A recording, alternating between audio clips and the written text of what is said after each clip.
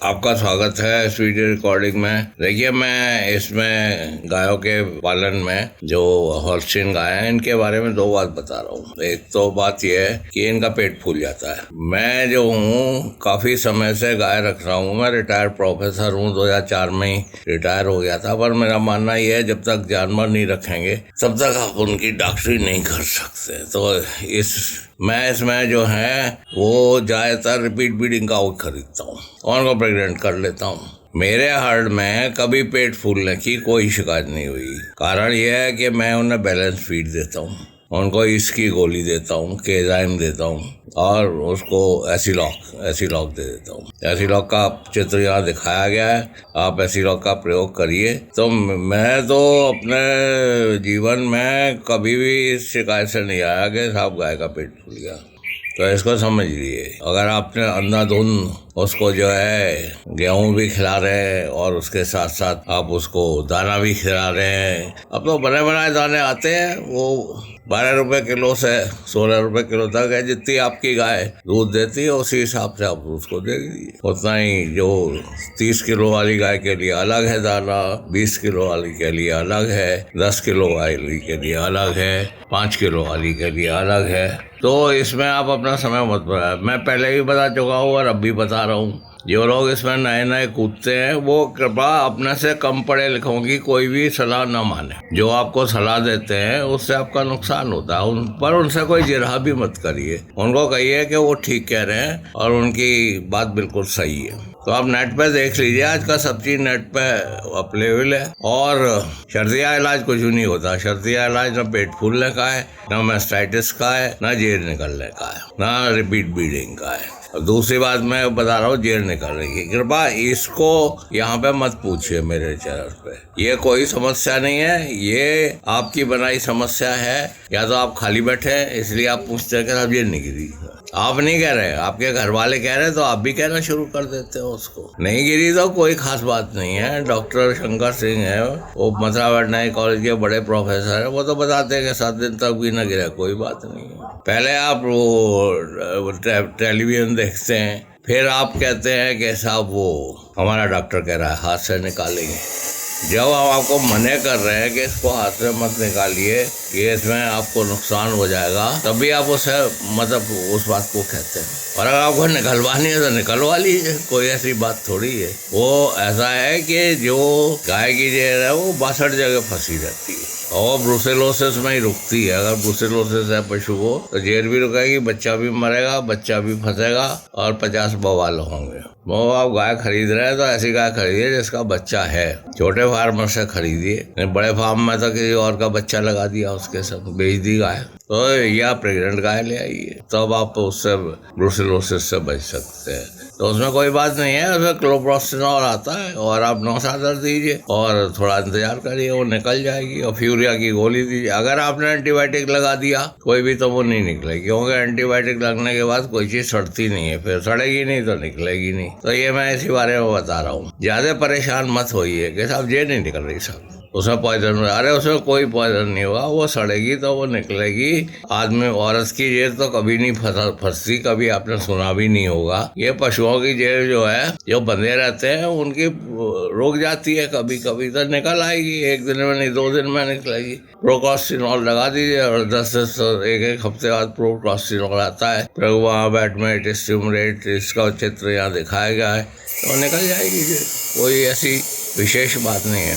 बात यही है कि उसको कैल्शियम की कमी ना हो जाए, उसको कैल्शियम की मात्रा दुगनी कर दें, उसको लैक्टेट दें, उसकी जितना आप मिनरल मिक्सचर दे रहे हैं उसका दुगना मिनरल मिक्सचर कर दें, उसको उसका दाना रोज बढ़ाते जाएं, उसका दूध उसको ना पिलाएं। अब तीसरी बात रही मैस्टाइटिस की। अगर आप अपनी गाय को ड्राई कर रहे हैं और आपने कैप्रावीन उसको नहीं चढ़ाई, जिसका चित्र यहाँ दिया हुआ है चारों थनों में, तो आपकी गाय को निश्चित रूप से मैस्टाइटिस होगी। बहने के बाद मास्टाइटिस होगी। तो कैप्राबिन जो है वो थन में 60 दिन तक रहती है। आप जब 6 महीने 7 महीने जब गाय को ड्राई कर रहे हैं तो कैप्राबिन चढ़ा दीजिए, उसके बाद मास्टाइटिस नहीं होगी। अगर फिर भी मास्टाइटिस होती है तो आप यालेंट्रा या पेंडिस्ट्रीन की ट्यूब रखिए, उसके थन में सीधा ट्यूब चढ़ाइए। कोई इंजेक्शन लगाने से कोई खास लाभ नहीं होता। तो ट्यूब चढ़ा दिए उसमें। अगर बुखार आया था फिर आप मुझसे पूछ सकते हैं, मैं बताऊंगा कि कौन सा इंजेक्शन आपको लगाना है और कैसे आप इससे सस्ते में छूट सकते हैं। तो ये तीनों बात हो गई, जेल रुकना और ये पेट फूलना और ये। अगर मेरे फार्म में तो ना कभी जेल रुकी, ना पेट फूला, ना मास्टाइटिस। मेरा ग्वाला जानता है अगर थन में जरा भी छिचड़े आने को कुछ भी तो रेफ्रिजरेटर में यालेंट्रा या उसकी ट्यूब रखी रहती है, वो चढ़ाना शुरू कर देता है। 12-12 घंटे पर ठीक हो जाता है। मैनेजमेंट की बात है ये तो आप जो बेचारे बिना पढ़े लिखे हैं और गाय भैंस पाल रहे हैं उनको ही बताइए। अब उनके पास रेफ्रिजरेटर तो नहीं होता तो आप पेंडिस्ट्रीन ला के रखिए। 12-12 घंटे पे जब आप उसको जो भी उसमें छींचड़े आ रहे हैं, थन में सूजन हो रही है, तो उसको फेनाडाइन या मैगोडाइन या एविल का इंजेक्शन लगाइए और उसमें जो है ट्यूब चढ़ाइए। अगर आपकी गाय नहीं बैठ रही है तो फिर आप बुखार है जानवर को, तब फिर वैसा बताइए, फिर उसमें इंजेक्शन आने की ज़रूरत आती है। इंट्रोफ्लॉक्सिन आती है दवाई, फ्लॉक्सिडीन के नाम से, मैं तो उसका प्रयोग करता हूँ, तो उससे जो है सूजन वूजन चली जाती है। तो इन तीनों बातों की। अब एक मान भाव ने ये पूछा है कि साहब इसके बारे में बताइए, डाईइथाइलस्टिल्बेस्ट्रॉल। डाईइथाइलस्टिल्बेस्ट्रॉल ईस्ट्रोजन है। ये पहले ह्यूमन की प्लेसेंटा निकालने के लिए यूज किया जाता था 1971 के बाद से, क्योंकि ये कार्सिनोजेनिक है, इसका यूज नहीं करते, ये बैन है। इसको कोई अच्छी कंपनी में MSD, विरबैक या और कैटलावर है ये बनाते भी नहीं है। ईस्ट्राडायोल जो है वो लगाना जो है वो इलीगल है। प्रोजेस्टेरॉन को भी लगा देते हैं लोग। अब प्रोजेस्टेरॉन AI के 10 महीने लगाएंगे, लाभ हो सकता है, पर उससे अच्छा आप रिसेप्टर लगा दिए 2.5 ml। वो अगर आप प्रोजेस्टेरॉन लगा देंगे, अगर वो 51 मिनट नहीं रहेगी तो तब भी हीट में नहीं आएगी। और अब तो 28 दिन का टेस्ट आ गया है, तो आप प्रेगनेंसी डायग्नोसिस भी कर सकते हैं 28 दिन पे। 28 दिन पर 30 दिन पर प्रेगनेंसी डायग्नोसिस हो जाती है। अब सबसे बड़ा सवाल यह है कि साहब अबॉर्शन हो जाता है, तो अबॉर्शन के बारे में सुन लिए। अच्छा, सीमेन इस्तेमाल करिए, उससे अबॉर्शन नहीं होगा। और विटामिन A-D-E का इंजेक्शन लगाइए महीने में एक बार। विटामिन A की कमी से अबॉर्शन होता है। अगर उसमें विटामिन A और D की कमी है तो अबॉर्शन हो जाएगा। तो उसमें अगर आपने प्रोजेस्टेरॉन का इंजेक्शन लगा दिया तो उससे कोई आपको विशेष लाभ नहीं होगा। 3 महीने, 4 महीने, 5 महीने पे हो जाता है। एक बार गाय लाल खून देना शुरू कर दे पीछे से बच्चेदानी से, तो मतलब और डिस्चार्ज दे, तो अबॉर्शन मतलब बच्चा मर गया कई दिन पहले, फिर वो रुकता नहीं है। लोग बड़े परेशान हो जाते हैं, हताश हो जाते हैं और उन पर बहुत सुस्ती आ जाती है। तो इससे भी वो रही है। उसमें आप इम्यूनिटी जानवर की ठीक रखिए। इम्यूनिटी ठीक रखने के लिए यह है कि आप उसको लीवामेसॉल देते रहे। लीवामेसॉल का इंजेक्शन आता है, लीवामेसॉल, तो उसकी इम्यूनिटी ठीक रहेगी तो फिर अबॉर्शन नहीं होगा। विटामिन A मिला रहेगा, विटामिन D रहेगी, इम्यूनिटी ठीक रहेगी और किसी तरह का स्ट्रेस नहीं है, उसकी हाउसिंग ठीक होगी, हाई टेम्परेचर में वो नहीं जा रही है, तो उसका जो है और जब तक उसका खान पान ठीक रहेगा तब तक कोई दिक्कत नहीं है। बहुत से लोग कहते हैं साहब मेरी बच्चियाँ है साहब, अब वो साहब उसके थन से दूध तो टपक रहा है। दूध टपक रहा है तो आप ज़्यादा दाना खिला रहे हैं, उस दाने को कम कर दिए, वो दूध टपकना बंद हो जाएगा। और विटामिन H दीजिए, विटामिन H दीजिए। हम दूध मेरी गायों से भी कभी कभी टपकता है, पर मैं तो उसको ये बायोप्लेक्स है उसकी गोली देता हूँ। बायोप्लेक्स की गोली देने से मतलब दूध टपकना बंद हो जाता है। अगर आपकी गाय में से दूध टपक रहा है तो आप 3 बार मिल्किंग करिए, उसके बायोप्लेक्स की गोली दीजिए। तो ये सब मैंने छोटी मोटी समस्याओं के बारे में बता दिया। और भी बहुत सारी समस्याएं हैं जिनको मैंने लिख के रखा हुआ है, जो पूछते हैं लोग जो है विशेष रूप से ये है कि खल, कि मेरा जानवर खल नहीं खा रहा। खल नहीं खा रहा तो आप उसे सोडा बाइकार्ब दीजिए, एसिलॉक दीजिए। खल नहीं खा रहा है तो उसका pH जो है वो बेसिक हो गया। तब वो खल नहीं खाएगा। जब उसका पीएच बेसिक हो जाएगा तब खल नहीं खाएगा। उसका सलाइवा नहीं कर रहा, जुगाली नहीं कर रहा, तब भी खल नहीं खाएगा। तो ये खल की बात हो गई, ठीक है। तो खल एक ने पूछा है कि ये राइस ब्रान देखिए, राइस ब्रान और या किसी तरह का ब्रान होता है, वो मतलब धान का छिलका होता है और उसमें तेल भी होता है। तो राइस ब्रान दो तरह के मिलते हैं। एक तो राइस ब्रान मिलता है क्या कहते हैं आपके ऑयल्ड, और एक मिलता है डी ऑयल्ड, मतलब उसमें से ऑयल निकाल लिया है। तो जिनमें से ऑयल निकाल लेते हैं वो रिमिनेंट्स को दिया जाता है, भेड़ बकरी गैया, इसको वो थोड़ा सस्ता मिलता है। और सुअर और मुर्गी को जो है ऑयल्ड मतलब वो देते हैं, खल देते। तो ये आपका प्रश्न हो गया, ठीक है। आप जो भी वो बनाते हैं उसमें 30% 33% राइस ब्रान, 33% मक्का और 33% खल मिलाइए। 2% के करीब उसमें 2 से 1% तक आप उसमें दाना जो है मिला सकते हो। तो इस तरह मैंने ये आपको राइस ब्रान के बारे में बता दिया।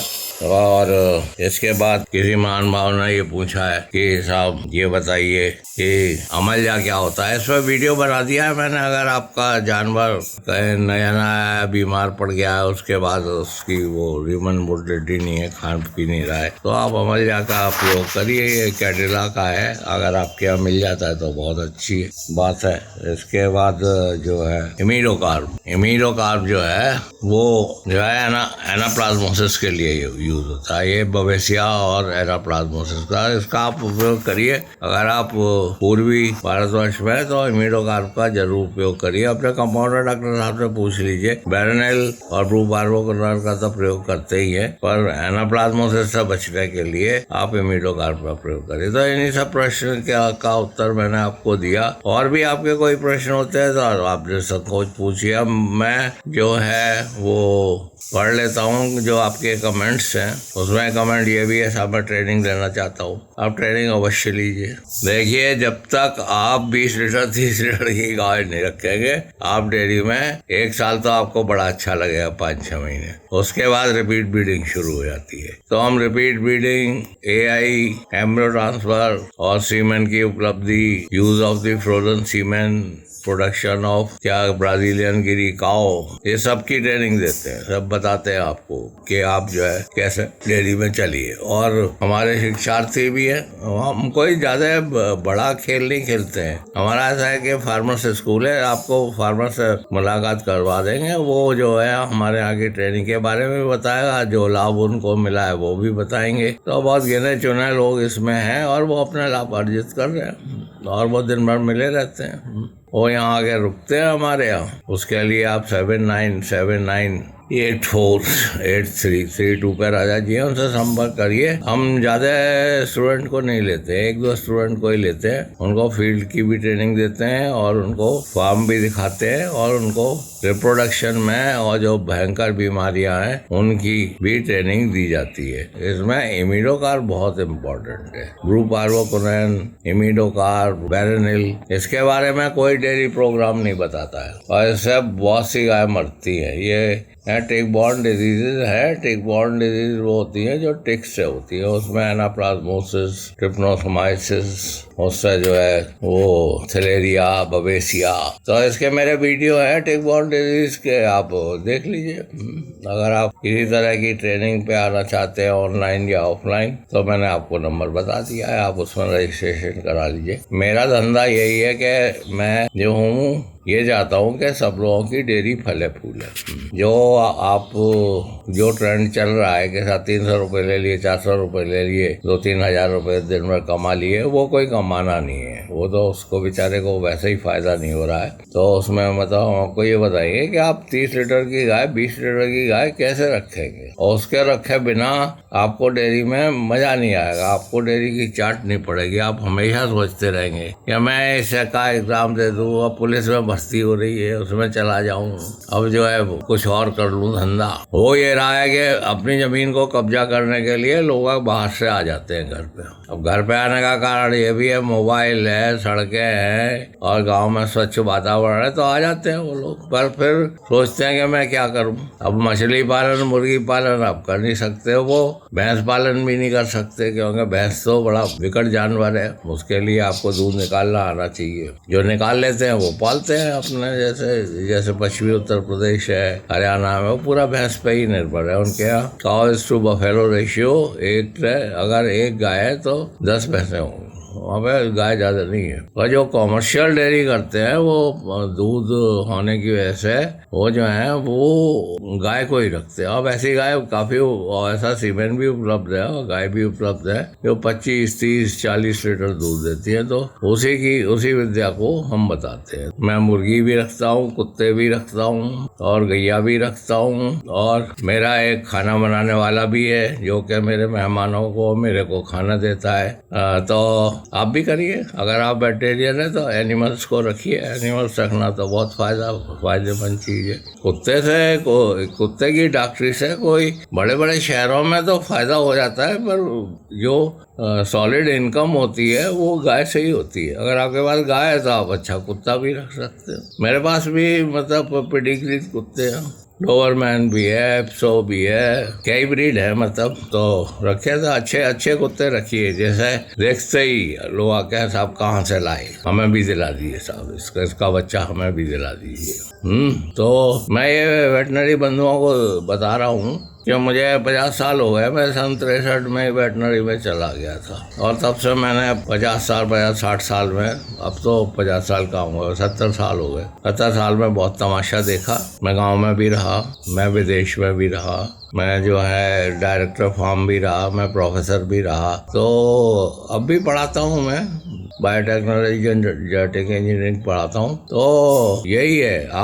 मैं क्योंकि इंग्लैंड में रहा हूँ, मैंने वहाँ से एक बात देखी कि वहाँ बुढ़े लोग बड़ी उससे रहते हैं, शान से। ये नहीं कि खाने के लिए रो रहे हैं, ये नहीं कि अपनी हेल्थ के लिए रो रहे हैं, नहीं, कुछ नहीं, सीधे एकदम खूब बात करते हैं, खूब अपना एंजॉय करते हैं खूब। तो सबसे बड़ी बात यह है कि आप धन को अर्जित करिए, खाना ज्यादा मत मांगिए, दूसरे को खाना खिलाइए, समझे। जो आ जाए उसकी भगत करिए। वो आप जब ही कर सकते हैं जब आपके पास गाय है। शुद्ध मट्ठा, शुद्ध पनीर, शुद्ध दही पाके आदमी कोका कोला और वो जो है मुर्ग मुसल्लम सबको भूल जाता है। वो सीधा खुश हो जाती है उसकी तबीयत। अगर कोई आता है आप उसे मठा पिला दे, दूध पिला दे, तो वो आपका बड़ा सम्मान करेगा। आप उसे चाय पिलाइए, कोका कोला पिलाइए, तो उसका इतना असर नहीं होता। के जो भी प्रश्न हो आप पूछा करें, मैं सारे प्रश्नों को लिख लेता हूँ और फिर उनका जवाब देता हूँ। मैं आपको सिर्फ यही विश्वास दिलाना चाहता हूँ कि बिना गाय की तरक्की के आप जो है कुछ भी नहीं कर सकते। चाहे आप पंजाब को देख लीजिए, डेनमार्क को देख लीजिए, न्यूजीलैंड को देख लीजिए, यूनाइटेड स्टेट्स को देख लीजिए, यूके को देख लीजिए। वो पहले उनके पास बटर और मिल्क बहुत ज़्यादा है, चीज़ बहुत ज़्यादा है। जब आपकी पब्लिक आपके बच्चों के लिए खाने के लिए होगा तभी तो आप आगे कुछ सोचेंगे। आपका जो भी प्रश्न हो कृपा करके पूछें, मैं आपके प्रश्नों का जवाब जरूर दूंगा। और एक बात है कि मैं हर एक टेलीफोन का जवाब देता हूँ। ये दूसरी बात है, मैं कहीं बिजी हूँ, क्लास ले रहा हूँ, फिर भी मेरे पास जितने भी टेलीफोन आते हैं मैं उनका जवाब देता हूँ। धन्यवाद, आपने सबको सुना।